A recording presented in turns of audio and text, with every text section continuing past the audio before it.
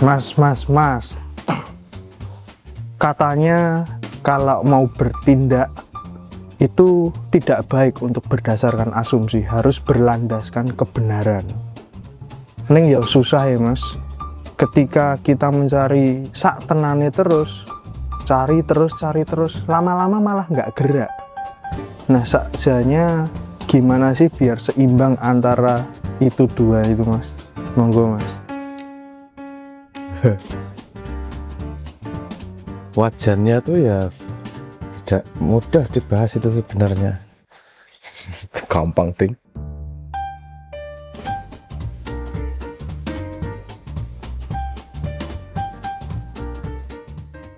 Asumsimu kalimatmu tadi di awal, kita berdasarkan kebenaran. Wih podo ruwet kebenaran itu juga apa namanya sama panjangnya. Kalau misalnya kita ganti sedikit kosakatanya, berdasarkan kenyataan. Nah, itu kita turunkan resolusinya ya. Kalau resolusinya sangat tinggi itu juga jadi masalah. Karena kenyataan itu pasti mengandung lensa personal. Kenyataannya siapa? Udah banget. Katakanlah dunia sebenarnya yang terjadi seperti apa itu kita anggap sebagai kenyataan. Benar atau salah nanti dulu, itu kenyataan. Nah, asumsi itu apa sih? Asumsi adalah anggapan tentang kenyataan. Dan gitu. Jadi untuk dia bisa menjadi kenyataan, asumsi harus dibuktikan. Dibuktikan dengan, ini kalau digali lebih lanjut, dibuktikan dengan komponen-komponen yang bukan asumsi. Kalau asumsi dibuktikan dengan asumsi lagi, jadi logical fallacy nanti. Asumsi-asumsi ya jadi sirkular argumen dan seterusnya lah. Karena asumsi dibuktikan dengan asumsi. Oke, jadi kita punya komponen ya. Ada kenyataan yang terjadi sebenarnya. Terus apakah asumsi sesuatu yang kamu anggap nyata tapi belum terbukti nyata? Nah, misalnya Noel sama Eden gedean Noel, asumsinya gizinya banyak apa namanya? Noel. Itu kan baru asumsi. Untuk tahu kenyataannya harus dibuktikan sejarahnya. Kadang-kadang ada asumsi yang memang tidak apa namanya bisa dicari sampai tingkat kenyataan. Ya wis lah. Gue dulu kira-kira memang bener itunya. Gizinya lebih banyak daripada Eden. Ingat nggak dulu tiap hari makan menunya apa? Yuk nggak inget lah. Oke. Karena kita tidak punya presisi seperti itu, rata-rata makannya apa? Ya paling nggak adalah telur dan seterusnya. Oke, kita belum dari asumsi belum menjadi benar-benar kenyataan, tapi dari statistik yang kira-kira itu lebih dekat ke kenyataan daripada asumsi saja. Jadi ada backingnya nih asumsinya. Karena sudah ada data, walaupun datanya juga mengandung asumsi apa namanya rata-rata itu tadi. Oke, problem yang terjadi adalah otak manusia kita ini tidak terlatih untuk benar-benar terbiasa teliti membedakan mana asumsi, mana kenyataan. Karena kadang-kadang kalau kita sudah melihat polanya, kita asumsikan, terus langsung kita anggap sebagai kenyataan.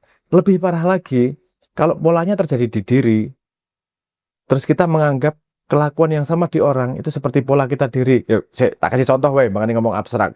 Misalnya gini, kamu sering garuk pantat L seperti biasanya, sering garuk pantat karena gudiken pantatmu, misalnya kayak gitu itu. Terus ada orang lain garuk pantat, entah kenapa sebabnya, pasti kamu langsung ngomong, oh gudiken itu. Apa salah? Itu asumsi sebenarnya, tapi kelihatan nyata karena kamu melakukan hal yang sama dengan sebuah sebab yang kamu pahami. Kamu belum tentu dia garuk pantat. Kenapa sebabnya? Mungkin karena gatel dan sekali itu aja, nggak gudikan seperti pantatmu. Pantatmu gudikan ya asumsi aku dari Iden. Itu 2 tahun dulu-duluan pantat tapi nggak paham aku. Apa namanya? Jadi artinya kita sangat tidak disiplin otaknya untuk melihat mana ya asumsi ya. Mana ya apa namanya kenyataan ya. Kadang-kadang gini juga. Ada yang disebut bedanya fenomena personal dan fenomena universal. Itu tadi bisa dipotret seperti itu. Kamu garuk pantat, itu fenomena secara personal yang real dan benar apa adanya. Karena kamu garuk pantat, gara-gara gudikan, itu tadi. Wah, bareng lungguh ya apa, lungguh yang di sembarangan, misalnya seperti itu. Tapi itu bukan fenomena personal loh. Belum tentu itu fenomena universal loh. Tidak semua orang yang garuk pantat, itu pasti seperti kamu karena apa namanya, gudikan. Paham ya bedanya di sini ya? Ini bias personal ini yang sangat susah untuk kita. Kalau nggak terlatih otaknya, kita akan nganggap pengalaman kita adalah pengalaman universal. Padahal kita kan segudik. Apa sebenarnya di jagat raya ini kan kecil banget. Hanya satu pengalaman dari 8 miliar orang yang lain yang mengalami. Jadi kalau kita lihat sebagai, oh bener aku pernah ngalami kayak gini. Lihat faktanya di lapangan. Fakta di lapangan itu apa namanya bisa berbeda. A sama B sama C itu bisa beda, sebabnya bisa beda, kejadiannya bisa beda. Tidak ada satupun yang bisa mengatakan bahwa fenomena personal sama dengan fenomena universal. Nah, jembatannya gimana? Sehingga bikinlah statistik. Ya, sekitar 20% orang yang garuk pantat itu ya karena gudik. Karena sudah melakukan penelitian ke 10.000 orang. Jadi kita bisa geser asumsi itu agak diturunin dikit menjadi berdasarkan kenyataan. Nah, ngapa sih ruwet-ruwet? Human pair. Nah, urip ra gelem ruwet dadi kucing wae wis. Kadung dadi menungso kok. Apa namanya? Agar tidak mudah dibohongi, tidak mudah tertipu oleh dirimu sendiri apalagi orang lain. Paham yang gini-gini. Karena kita sangat mudah ngelihat apa namanya? Posting gitu udah langsung asumsimu dianggap sebagai kenyataan. Bahkan sequence juga bisa membuat asumsi kita berbeda. Contoh paling gampang. Misalnya ada gambar anak kecil nangis dengan orang dewasa pegang gelas berisi air. Gambar pertama. Nomor 2, gambarnya ada anak kecil pegang minuman sedang minum, orang tuanya ngasih gelasnya. Ini urutannya berbeda, udah maknanya berbeda. Yang satu nangis duluan dikasih minum, oh baik. Yang satu minum duluan terus diambil jadi nangis anaknya, orang tuanya jadi jahat. Tinggal digeser urutannya udah langsung namanya sama sekali berubah. Nah, itu tipuan-tipuan yang akan sangat mudah digunakan untuk menipu netizen sekarang yang memang tidak punya disiplin akal dan tidak punya kebiasaan untuk menggali lebih jauh. Mengurutan gini salah. Dan dia menganggap itu sebagai kebenaran. Nah, inilah pentingnya kita mendeteksi asumsi. Karena ketika kita menggunakan asumsi sebagai dasar keputusan, itu yang membuat asumsi menjadi berbahaya. Kamu melangkah berdasarkan asumsi. Contoh, kamu dulu awal-awal kan disenyumi cewek, asumsi ini seneng karo aku, langsung tembak. Ditertawakan. Sopo ya gue? Nembakmu meneh carane, mau nggak jadi ibu dari anak-anakku? Gundulmu lagi disenyumi wis arep gawe anak bareng. Gitu kan asumsimu salah. Karena cowok memang paling seneng ya perhatian ya, diperhatikan dikit itu udah dianggap dicintai, itu biasa cowok itu. Asumsi salah menghasilkan sebuah action yang outputnya tidak seperti yang kamu harapkan. Terus gimana? Berarti asumsi itu harus di grounding menjadi fakta kan gitu. Jadi kenyataan. Kalau kelamaan nyari juga, ya nggak jadi nembak. Bener nggak? Nanti bapaknya setuju nggak? Kira-kira nanti kalau punya anaknya berapa? Bisa nggak dia masaknya enak? Entute mambu pora? Nggak selesai kamu mencari fakta asumsi itu di grounding kan untuk kemudian kamu sampai ngambil sebuah keputusan. Ini perlu ada garis tengah. Sampai seberapa sih asumsi punya kaki untuk bisa dijadikan fondasi dari sebuah keputusan? Kan gitu dari logikanya. Ini yang akan menjawab pertanyaanmu bagaimana sih itu tadi. Nah, ini problemnya juga gini, setiap orang punya bawaan yang berbeda-beda. Gambler itu dengan asumsi sedikit itu sudah bisa membuat keputusan, bisa aksi. Itu orang-orang yang biasanya prone, rentan gambling. Dia dengan asumsi dan harapan itu bisa bikin dirinya melangkah. Scientist itu problemnya bisa inaction. Orang-orang yang terlalu pandai kadang-kadang nggak aksi. Kenapa? Karena dia menghitung semua kemungkinan untuk menggroundingkan asumsinya menjadi data. Harus terjadi titik tengah ini. Di mana titik tengahnya? Nah, ini tergantung kasuistik. Nggak ada satu titik yang pasti. Misalnya gini, kayak itu tadi kasus Mugizi itu tadi. Kadang-kadang ada asumsi yang memang tidak bisa dicari sampai akarnya. Fahamilah bahwa itu memang kemungkinan kenyataan. Terus ada yang ini tadi, kenapa sih harus tahu calon pacarmu pinter mijet atau enggak untuk sampai sampai jadi istri. Ya, urusan mijet delegasikan tukang pijet kan bisa. Idan aja pinter mijet kok kan gitu. Artinya nggak harus delegasikan sama istri, nggak perlu sampai mencari kenyataan terhadap asumsi itu. Ada batasnya yang berbeda. Nah, ini yang membuat kemudian manusia punya ukurannya sendiri. Kalau dia tidak sadar mekanisme ini, ukurannya akan dibawa oleh nalurinya. Jadi jangan menyalahkan orang kalau misalnya kok salah ya aku. Ini kan gini harusnya. Itu asumsimu loh. Ini kan harusnya si anu kan gini. Itu asumsimu loh.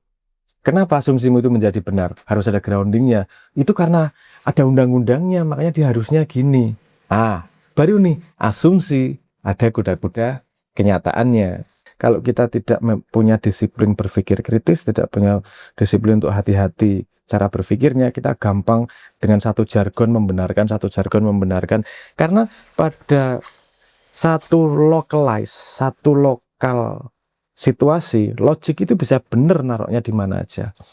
Dan kalau kita teliti pada asumsi di sekitarnya, ceteris paribusnya, gitu, asumsi di luarnya, apakah ini asumsi, apakah itu grounded, kita benar-benar bisa membuat sebuah keputusan yang, saya nggak ngomong benar, sebuah keputusan yang optimal untuk mencapai output yang kita inginkan. Optimal, bukan maksimal ataupun pasti.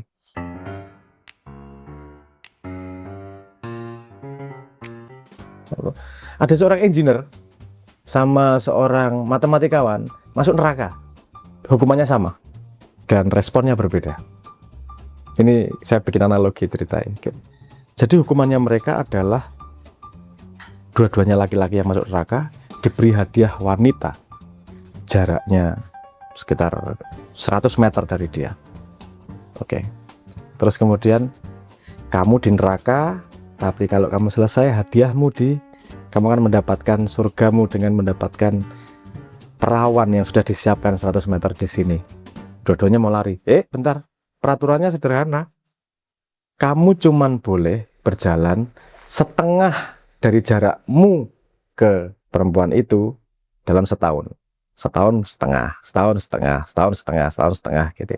Misalnya jaraknya 100 meter, tahun pertama ya 50. Jaraknya 50 sama ceweknya. Tahun kedua ya setengah dari 50, lebih mendekat lagi. Jadi jaraknya tinggal 25. Ntar jaraknya tinggal 12,5 dan seterusnya. Ini kan apa hubungannya dengan asumsi? Katakanlah ini kebenaran. Dan ini kita dari nol tidak tahu apa-apa. Langkah setengah ini adalah mengubah dari asumsi menjadi kuda-kuda kenyataan. Analoginya gitu. Setengah. Kapan nih sampai ke action nih kapan nih? Yang lucu responnya adalah orang matematika itu sedih mukanya. Nggak akan sampai ke surga kan. Yang engineer itu gembira luar biasa. Loh, sik. Kenapa? Peraturannya sama kok. Yang satu sedih, yang satu gembira. Karena yang matematika itu mencari kebenaran absolut. Dia pengen lokasinya sama dengan si wanita untuk bisa membuat sebuah action. Padahal kalau dalam matematika, Anda dibagi setengah terus nggak akan selesai. Satu bagi setengah ya setengah dibagi setengah ya seperempat bagi setengah ya seperlapan. Nggak akan selesai itu setengahnya nggak sampai sama dengan lokasi si perempuan, nggak akan sampai.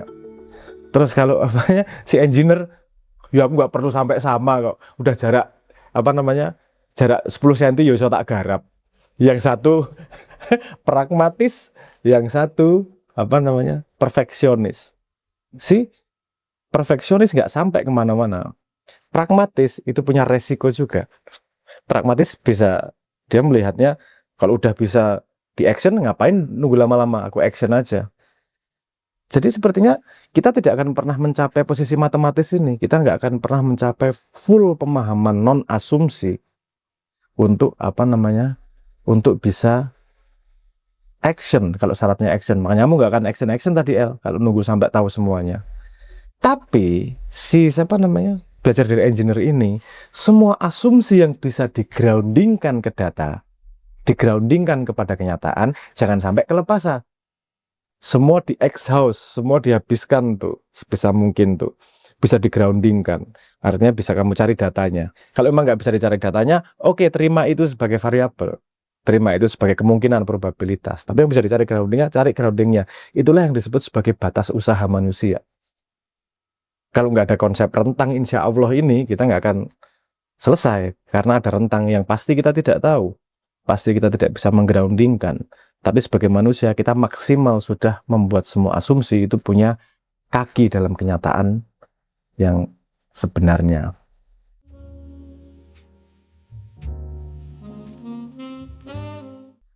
Jangan salah, asumsi ini juga punya guna. Kalau asumsi tidak berhenti pada asumsi, harus di-groundingkan, harus dicobakan untuk mencari kenyataan benar atau salah. Asumsi, kalau selesai sampai asumsi langsung jadi fondasi dari action itu bahaya. Asumsi harus lewat gate benar atau salah dulu berdasarkan kenyataan. Nanti akan kelihatan, oh ini benar, oh ini salah, atau probabilitas benernya seberapa, baru jadi kuda-kuda dari aksi.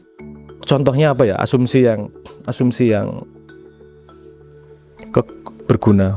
Oh, cerita apa ya? Nah, filmnya apa? Imitation Game kalau nggak salah. Perang Dunia Kedua itu ceritanya Jerman itu punya alat komunikasi yang dienkripsi.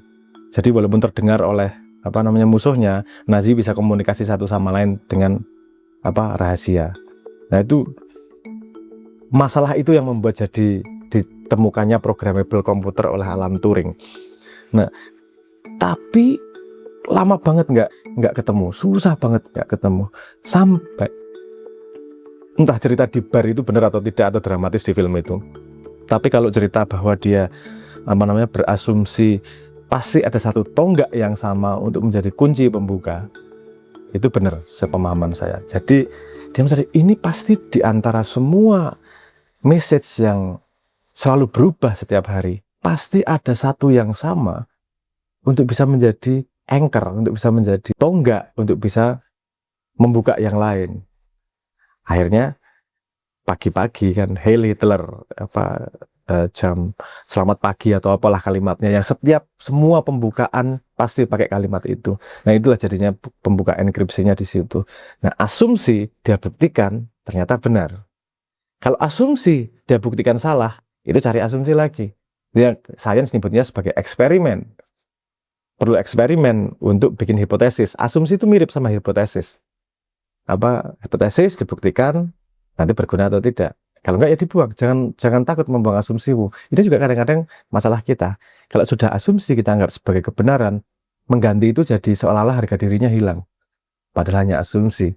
Kamu sudah kadung ngomong asumsimu, gitu. Jadi malu kalau mau ngomong itu ternyata salah dan perlu diganti.